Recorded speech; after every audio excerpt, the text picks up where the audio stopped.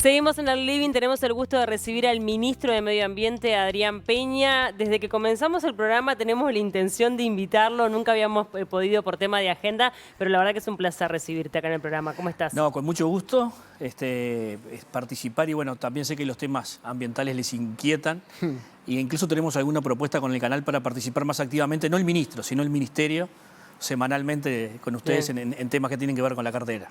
Por mudarse a una sede que los tenga a todos los trabajadores del ministerio, bueno, en un mismo edificio. Sí, precisamente, recién les comentaba antes de salir al aire que ya recibimos el nuevo edificio, recibimos fondos para mudarnos todos juntos a un nuevo edificio que está ahí cerquita de Plaza Independencia.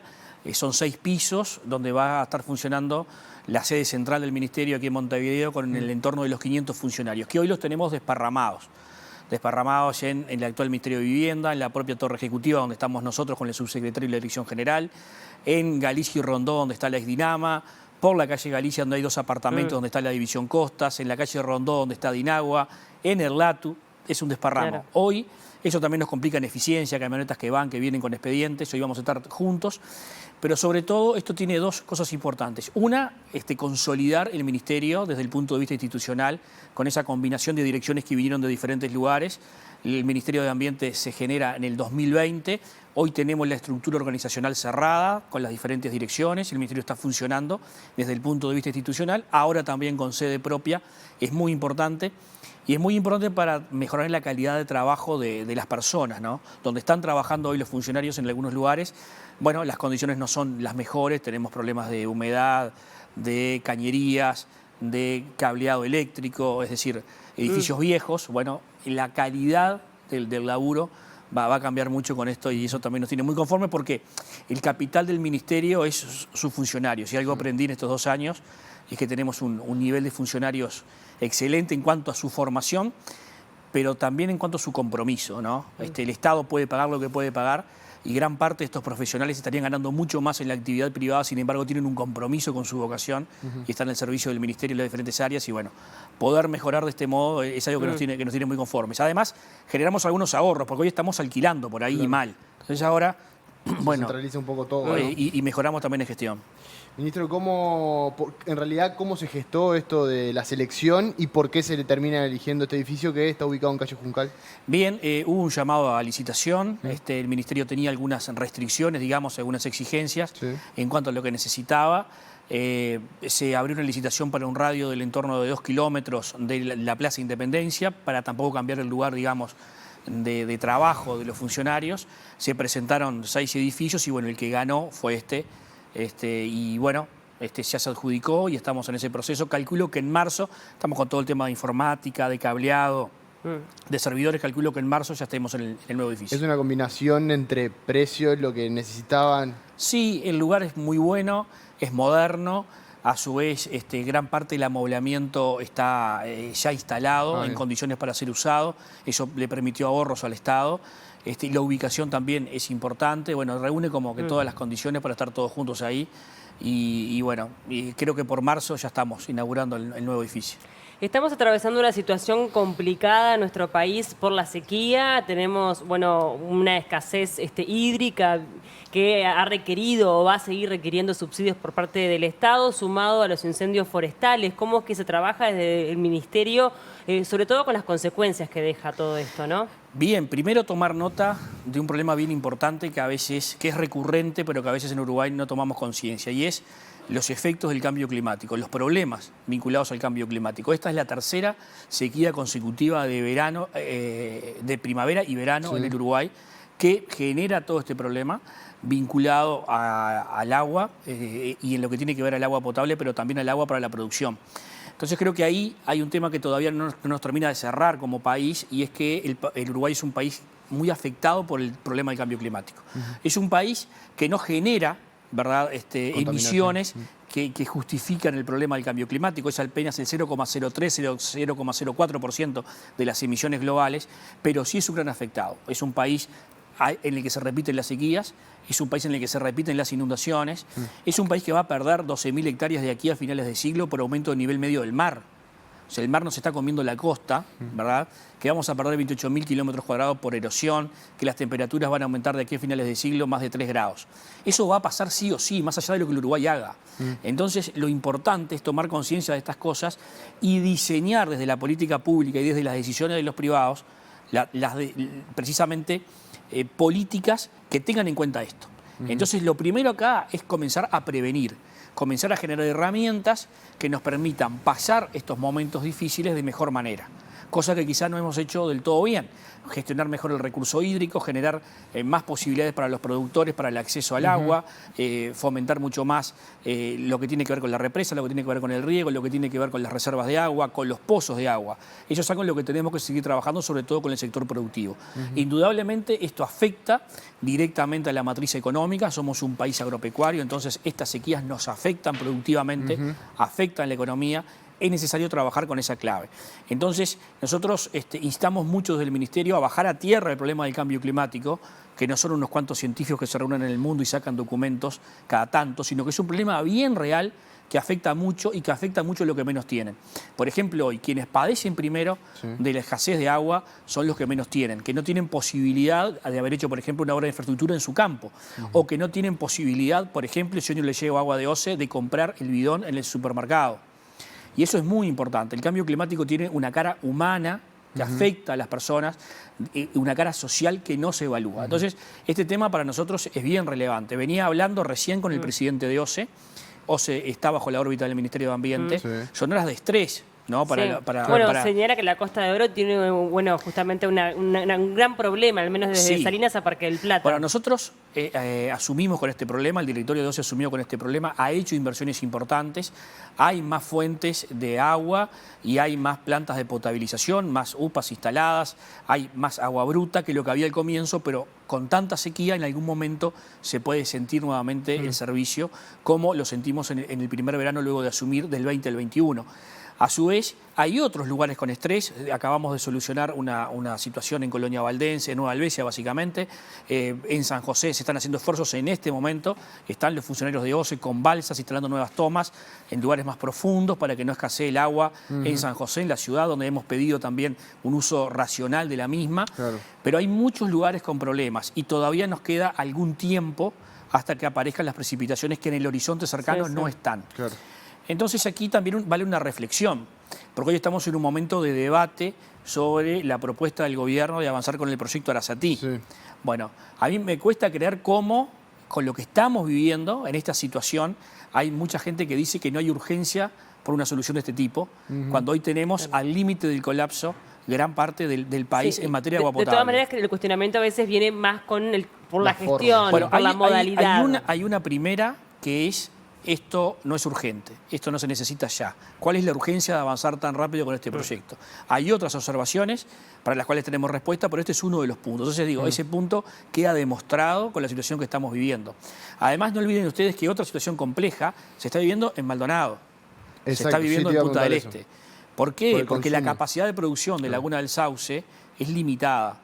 Y con temporadas buenas, que hacía mucho tiempo no venían, bueno, y aún mejores que pueden venir en el futuro próximo, en otros veranos, la capacidad de agua no alcanza. Entonces, además de que tenemos una única fuente de agua dulce, que es la Laguna del Sauce, que también está comprometida ambientalmente. Allí tenemos en este momento una situación compleja en materia de cianobacterias, ¿verdad? La OCE tiene un proceso de potabilización avanzado, el más moderno del país está en Laguna del Sauce, entonces la calidad del agua potable es 100% segura, pero el problema de la fuente está. El problema de las floraciones y de las cianobacterias. Entonces, tener más agua potable en el área metropolitana nos puede permitir incluso abastecer, de hacerlo bien, al este del Uruguay. Entonces, asegurar más agua, ¿verdad?, es muy importante para el tiempo que viene. Cuando me tocó asumir el 27 de agosto del 2020, lo hicimos en la usina de Aguascorrientes, en la planta de Aguascorrientes. Esa fue una señal que quisimos dar desde el gobierno de que este tema iba a ser una absoluta prioridad para nosotros. ¿Y cómo calificaría la situación ambiental hoy, teniendo en cuenta todo lo que venías nombrando? A ver, el Uruguay tiene una situación ambiental buena, no excelente, no mala. Es decir, en términos generales, hay que hablar de muchas variables, pero en términos generales Uruguay es un país que puede mostrarse al mundo como un país responsable, serio y con buenos indicadores en materia ambiental. Y ahora, Hay actual... algunas cuestiones en las que tenemos que tener llamados de atención. Una importante en la que estamos tomando decisiones y haciendo inversiones importantes es en materia de residuos. Allí Uruguay tiene un letargo importante, un atraso importante. Estamos en una nueva etapa en la gestión de residuos del país, con nuevos planes. Firmamos antes de fin de año, el 30 de diciembre, el decreto de residuos de aparatos eléctricos y electrónicos. Vamos a tener una corriente de reversa para los televisores, las laptops, los celulares, ¿verdad? Sí. Para poder recuperar ese material que son 40.000 toneladas. Tendremos en marzo un decreto para los residuos de obras de construcción y tenemos en marcha el nuevo plan de envases, ¿verdad? Que es una inversión muy importante que multiplica por 8 veces la inversión para recuperar más envases. Hoy, de cada 100 envases que salen al mercado, solo 4 se recuperan. Sí, muy poco. Entonces tenemos posibilidad de reciclar mucha, pero capacidad ociosa de reciclaje porque el envase queda tirado por ahí. Claro. No vuelve. Entonces, el trabajo en el plan de envases es un antes y un después en la gestión de residuos en el país porque aparece un sistema que es el depósito de reembolso. Y es que el descartable va a tener un valor. Vas a ir al supermercado, vas a llevar el descartable que hoy tirás, lo pasás por una máquina y te van a dar un ticket con un valor. Bien. Entonces, eso cambia sustancialmente la gestión Como de esos pasa hoy residuos. con los envases retornables. por Lo que ejemplo. pasa con los retornables. En Claro. América Latina va a ser el primer país con ese sistema para descartables. ¿Y cuándo estará Entonces, ejecutivo este sistema? ¿Cómo? ¿Cuándo estará Esto ejecutivo? está planificado simplemente a finales del 23. Finales Y de- presentamos la máquina en la Cumbre Internacional de Plásticos que hubo en Punta del Este a finales de noviembre del año pasado. Una de las máquinas que se utilizan. Esto es común en algunos países de Europa, pero sería el primero en América Latina. Esto es muy importante en lo que tiene que ver con gestión de residuos, sumado al objetivo de cerrar los vertederos en el interior del país, para lo cual recibimos 17 millones de dólares. Vamos a aportar esos 17 millones a las intendencias en 18 convenios en el interior del país Sí. para cerrar los vertederos a cielo abierto. Entonces, residuos es un tema que si a mí me preguntan en el exterior, estamos mal. Con toda esta movida es un salto cualitativo. Luego, hay una serie de cuestiones que cuidar y la fundamental es la que tiene que ver con crecer productivamente, porque Uruguay es un país productor de alimentos y lo tiene que seguir siendo, pero cuidando la calidad de las aguas. El principal cuidado del Uruguay debe ser cuidar las aguas. Entonces allí hay 3 factores importantes que propenden la contaminación de las aguas. Uno es el saneamiento, es decir, las aguas Sí. en el interior del país que llegan a los arroyos y ríos sin ser tratadas, las aguas hervidas. Otro es el control de los efluentes industriales y otro es la contaminación difusa producto de la producción agropecuaria. El En tema del primero, saneamiento, sí. bueno, que es un debe que tenemos como país desde hace ya Exacto. muchísimos años, es una inversión muy importante, Exacto. es una inversión millonaria, Exacto. que no sé si Uruguay está preparado para hacerla. Bueno, nosotros estamos avanzando. Yendo de atrás para adelante, te diría que en la parte de producción agropecuaria estamos trabajando mucho con el Ministerio y hay que incorporar mucho más de ganadería, mucho más la dimensión ambiental en los sistemas productivos para evitar, por ejemplo, exceso de fertilización o de determinado uso de productos que terminan en los ríos y arroyos. Durante décadas, los ríos y arroyos han sido verdaderos sumideros. Todo iba a parar a los arroyos, todo lo tirábamos para ahí. Entonces, hoy las consecuencias son las floraciones y lo que vemos cuando hay escaso caudal y mucha temperatura. Los efluentes industriales los tenemos controlados más de un 90% en el Ministerio de Ambiente hoy. Cuando llegamos era algo más del 40%, hoy uno puede ir a un monitor del Ministerio de Ambiente y ver a los efluentes industriales de cualquier planta del país y los valores que están volcando al curso de agua o al aire. O sea que eso está controlado en Uruguay, que lamentablemente es un país con escaso desarrollo industrial. El tema del saneamiento es una inversión que para llegar a una cobertura del 90% como aspiramos en el interior necesita una inversión de 1.000 millones de dólares. Esa inversión la planificamos hacer en 12 años y lanzamos el 28 de diciembre junto al presidente de la República la primera etapa de un plan que pretende avanzar en 61 localidades del país con saneamiento, 61 localidades del interior, para pasar de una cobertura actual del 50% a casi el 70% luego de 4 años de inversión. Estos son 280 millones de dólares, ya estamos elaborando los pliegos, la idea es en febrero hacer el llamado a licitación y antes de fin de año comenzar las obras. Entonces allí vamos a tener un salto cualitativo también bien importante en cuanto a la gestión de saneamiento, ¿no? Uruguay va a realizar, si cuenta la inversión en residuos, si cuenta la inversión en saneamiento y la inversión en agua potable de Arasatí, casi 600 millones de dólares, que supone la inversión ambiental más grande de la historia en este periodo. Dijiste verter y afluentes y me viene un comunicado del MOUS, del Movimiento por un Uruguay Sustentable, que hizo una denuncia pública también ante el Ministerio de Ambiente sobre un vivero, el vivero Santa Ana, que ellos lo consideran el vivero de UPM, sobre una acción que realizó en donde salió un producto rojizo y vieron algunas mulitas agonizando, en fin, una situación que se Bien. denunció. Conocer un poco cuál es la Sí. postura del Ministerio de No, Ambiente y qué fue lo que nosotros recibieron. tenemos un control sobre todos los viveros, en particular sobre ese vivero que es un vivero importante. El vivero está instalado en Guichón, junto al arroyo Sí. Santana, en la localidad cerca de la localidad de Guichón, en Paysandú. Ayer estuvo un equipo, ante esta denuncia, inmediatamente el Ministerio estuvo con un equipo ayer en el lugar.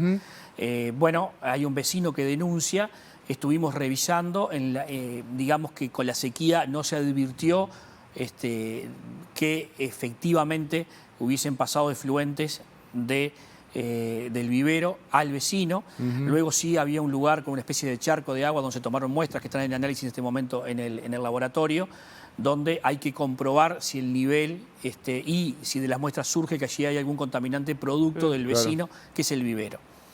Y entonces eso está, digamos, en una etapa administrativa Sí. en este momento ante esta denuncia. Si hubo una denuncia anterior, ¿verdad?, donde constatamos la presencia de sustancias en el curso de agua que no debían estar. Allí el Ministerio hizo dos cosas: comenzar un procedimiento de sanción y, por otro lado, exigir a la empresa una serie de medidas, porque en realidad lo que había pasado es que la empresa había extendido su área de rustificación. Es un área donde sacan los plantines para que se pongan más robustos, digamos, más rústicos. Eso se habría extendido y eventualmente no habían tenido en cuenta el riego para el tratamiento, ese aumento en el riego para el tratamiento de los efluentes. Con las exigencias del Ministerio se generó un nuevo pozo de bombeo, la empresa solucionó eso, no obstante lo cual, ante constatar que habían afectado el curso de agua, fueron sancionados. La empresa recurrió a la sanción y en el día de hoy confirmamos la multa, que es de 700 unidades reajustables por la denuncia anterior.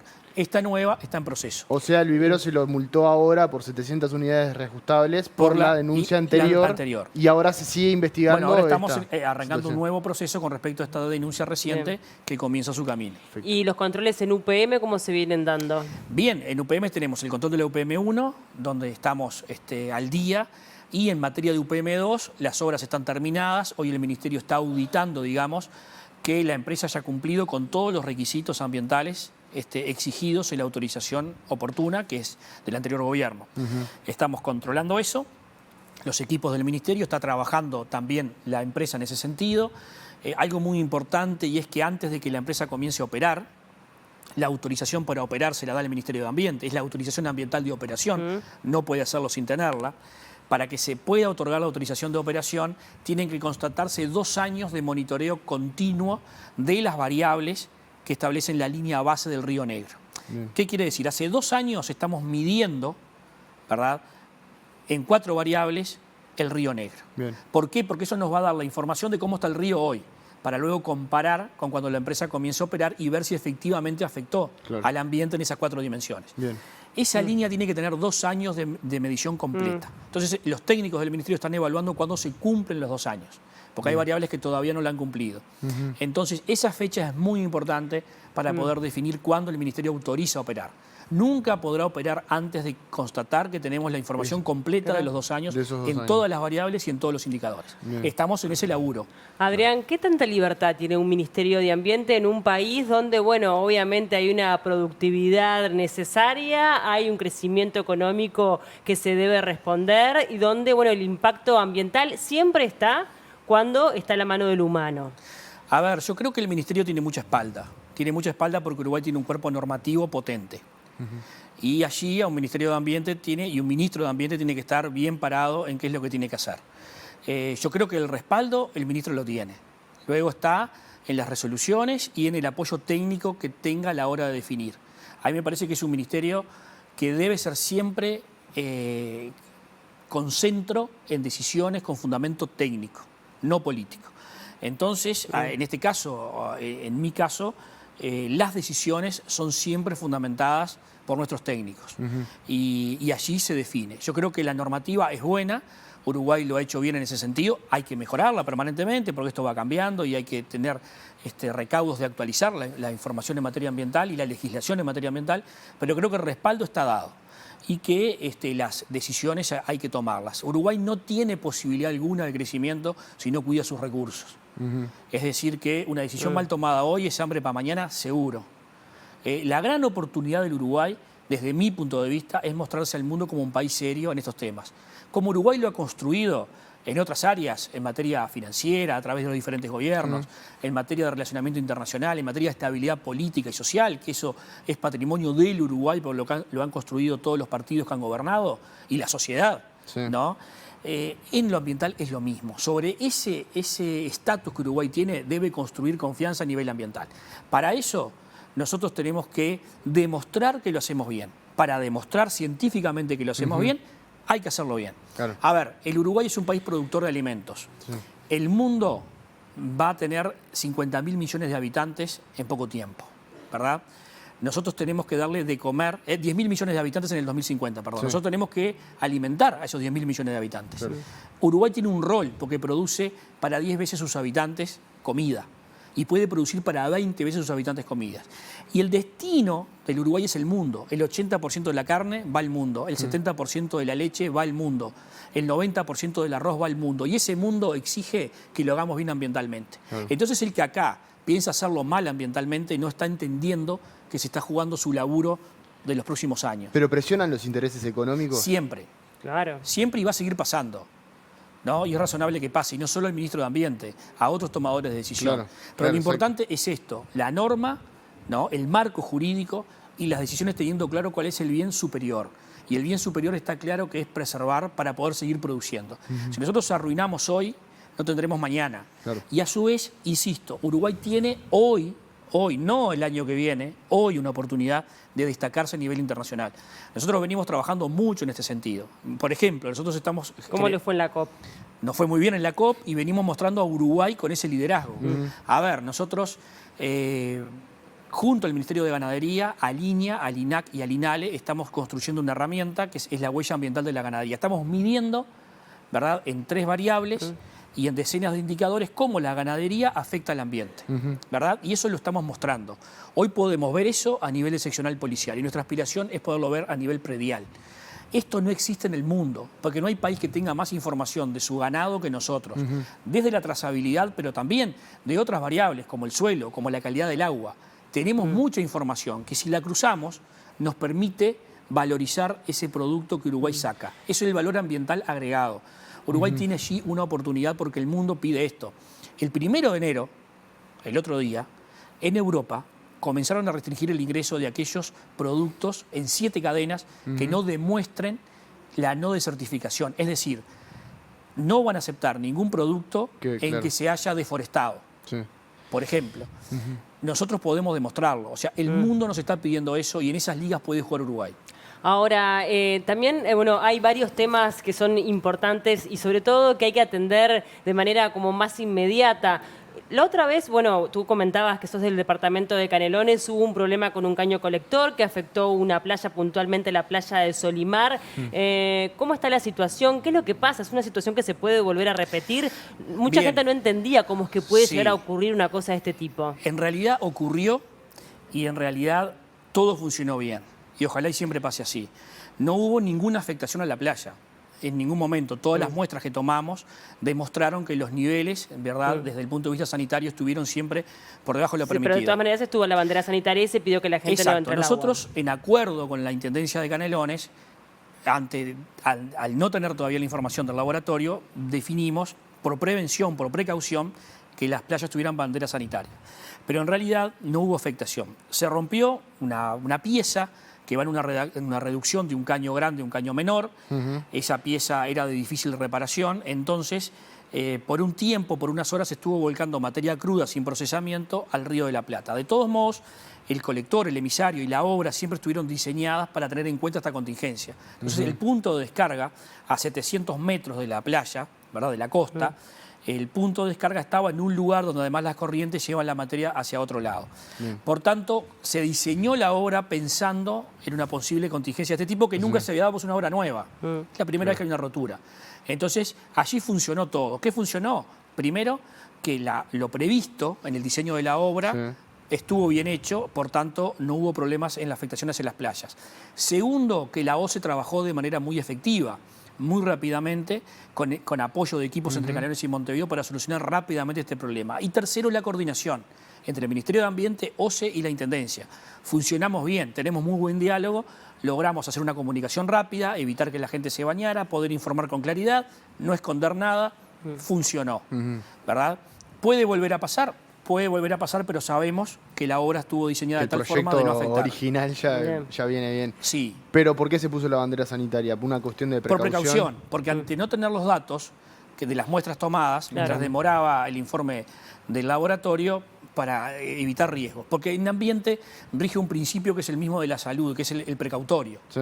Ante la duda, no. Bien. Ministro, tenemos que ir cerrando. No quiero dejar de hablar del hidrógeno verde, que está como muy de moda, que todo el mundo habla de eso, que se señala que pasa la gran oportunidad para Uruguay como exportador de hidrógeno verde. ¿Qué tan cierto es esto? Bien, Uruguay tiene una oportunidad sin duda. El mundo está yendo a este combustible en lo que tiene que ver básicamente con transporte y carga, ¿no? El mundo iría, según dicen los técnicos, hacia el eléctrico en materia de vehículos pequeños, pero transporte y carga fundamentalmente irían hacia el hidrógeno. Uruguay tiene algunas condiciones buenas para la generación, tiene una buena combinación de viento y sol. No es el mejor en viento, no es el mejor en sol, pero tiene una de las mejores combinaciones de los países que están en condiciones de competir en ese sentido. Todos estos proyectos tienen que ver con la exportación, son megaproyectos, hablamos de producción de mucha cantidad y esto está pensado para la venta al exterior. ¿Y por qué? Porque la Unión Europea, por ejemplo, tiene compromisos asumidos para reducir emisiones y para transformar su matriz. Sí. ¿Por qué digo esto? Porque hoy en realidad nuestra matriz eléctrica, ¿verdad? Sí. Tiene más de un 90% en base renovable, a veces más del 95-96%, pero no la europea. Europa tiene todavía, como hemos visto, con las consecuencias de la guerra, una base fósil bien importante y una escasa matriz renovable. Europa se comprometió a avanzar en su matriz renovable, para eso emitió por primera vez bonos de la Unión Europea, ¿no? Y por 50.000 millones de euros, ¿verdad? Una cifra bien importante para reconvertir toda la energía. Y allí aparecen planes de subsidios para países que puedan vender este tipo de energía renovable, ¿verdad? Y ese subsidio es el que ayuda a cerrar la ecuación. Por ejemplo, en países como el Uruguay. Hay un proyecto concreto que está instalado, que pretende instalarse en el departamento de Tacuarembó, cerca de la localidad de Tambores. Es el proyecto Tambor, que está compitiendo, digamos, por estos beneficios en Alemania, que ya tiene su autorización ambiental de localización y que está tramitando la autorización ambiental previa, que es un proyecto bien concreto y viable de lo más cercano que tenemos. Pero hay otros proyectos en la vuelta e incluso hay otras iniciativas, por ejemplo la de ANCAP, de producir hidrógeno offshore, es decir, en el mar. Claro. Esa es otra línea posible, ¿verdad?, de producción con parques eólicos en nuestro mar. Y bueno, en una idea que tiene ANCAP de transformarse, de ser de un importador de combustible fósil a un exportador de energía renovable. Bien. Lo traigo a la coyuntura antes de cerrar bien cortito a lo que está pasando hoy con el tema de la sequía e incendios. Se va a hacer una especie de análisis por parte del Ministerio de Ambiente para conocer las consecuencias de estos incendios / sequías. Nosotros monitoreamos permanentemente esto. Incluso hay un tema en el que nos toca muy de cerca que son los proyectos forestales. Quien autoriza los proyectos forestales en el país mayores a 100 hectáreas es el Ministerio de Ambiente. Anteriormente era la DINAMA, hoy es el Ministerio de Ambiente. Entonces allí nosotros, luego de los incendios pasados, de hace un año, diseñamos y trabajamos junto a la Dirección Forestal y la Dirección de Bomberos en un rediseño de determinadas zonas y nosotros acordamos con los forestales limpiar, digamos, un radio a 200 metros a las localidades más expuestas. Eso se hizo, lo cual nos da cierta tranquilidad con respecto a la situación actual. Es decir, a las viviendas y las personas. Antes de contar con autorización ambiental, que fue a partir del 2005 básicamente, se forestó muy cerca de las localidades. Entonces, esa acción y ese acuerdo al que llegamos, a noviembre del año pasado, todas las localidades marcadas por el Ministerio de Ambiente limpiaron en un radio de acción de 200 metros, lo cual nos permite preservar, digamos, la integridad de estas localidades. De todos modos, hay que seguirlo monitoreando y la situación se va a ir agravando en lo sucesivo. Eso es lo que estamos advirtiendo. Entonces hay que tener mucho cuidado y no olvidemos que, como nos indica el director de bomberos, más del 90% de la causa de incendios son humanas, son descuidos nuestros. Entonces, a cuidarnos, a cuidar todo, ¿no? A cuidar lo que hacemos y a cuidar también el agua, el uso del agua en estos días, porque vamos a estar por un mes y medio más, por lo menos, con dificultades. ¿Peña va a ser candidato por su sector? No sé a qué, algo seguramente. Bueno, la presidencia por Ciudadanos. No, hoy no está eso en el radar. Yo creo que son tiempos todavía tempranos. Como ven, estoy muy imbuido en la gestión. Creo que tenemos una oportunidad para hacer algo nuevo aquí. Me tiene muy entusiasmado la tarea del ministerio. Es una oportunidad construir un ministerio desde cero. Esto va a quedar. A mí me gusta decir que es como las personas, que la personalidad se forma en los 2 primeros años. También estamos formando un ministerio desde cero, con su personalidad.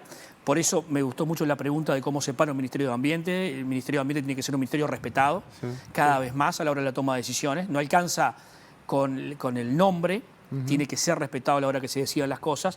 Y estamos trabajando en clave transversal y con una amplia base de acuerdo con los demás partidos políticos. Yo creo que el tema ambiental, a diferencia de otros temas polémicos, nos permiten tener una política de Estado, trabajar juntos y construir esa política de Estado. Entonces, estamos en eso, los tiempos electorales llegarán, son cada vez más cortos y ahí veremos las definiciones. Hoy mi objetivo es y obviamente ayudar al partido, que es muy importante, pero más que para el partido es muy importante para la coalición.